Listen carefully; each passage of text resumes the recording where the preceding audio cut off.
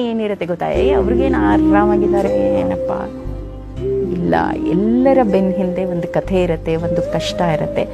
ಆ ಕಷ್ಟವನ್ನ ಎದುರಿಸಿ ಮೆಟ್ಟು ನಿಂತು ಅದು ಇಲ್ಲದ ಹಾಗೆ ನಕ್ಕು ಬದುಕನ್ನ ಸವಾಲಾಗಿ ತಗೊಳ್ಳೋದೇ ಬದುಕು ಅಂತ ನಾ ಹೇಳೋದು.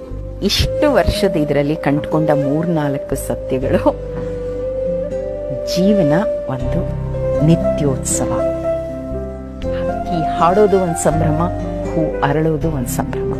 ಅದನ್ನ ನೋಡುವ ದೃಷ್ಟಿ ನಮಗೆ ಬರಬೇಕು. ಒಂದು ಇಷ್ಟು ಕೋಟಿ ಜನ ಇದ್ದಾರೆ ಅಂದ್ರೆ ಅಷ್ಟು ಕೋಟಿ ಮನಸ್ಸುಗಳಿರುತ್ತೆ, ಅಷ್ಟು ಕೋಟಿ ಆಸೆ ಆಕಾಂಕ್ಷೆಗಳು, ಪರ ವಿರೋಧ ನಿಲುವುಗಳಿರುತ್ತೆ. ನಿಮ್ಗೆ ಸರಿ ಹೋದ್ರೆ ಒಪ್ಕೊಳ್ಳಿ, ಸರಿ ಹೋದ್ರೆ ಬಿಟ್ಟು ಹಾಕಿ